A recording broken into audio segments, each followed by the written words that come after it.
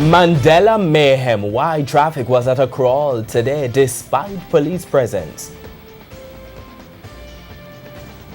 Good evening and welcome to Primetime News on air and online at onespotmedia.com. I'm Archibald Gordon. And I'm Lorraine Samuels. Also this evening, steadfast. Employees of the Metro Company in St. James remain off the job. Unscrupulous behavior. Agriculture Minister slams rogue manufacturers and customs officials. Getting there. More students turning up for school as crime worries heighten in East Kingston. Stop it. Children's advocate warns against beating children. And in business news, you're protected. JDIC pressures depositors amid increasing cyber threats. There's also sports commentary and weather in the primetime package. But before the break, the feedback question. This evening we're asking, what have you done to reduce your children's consumption of sugary drinks? Share comments online, facebook.com/television Jamaica and tweet at television jam.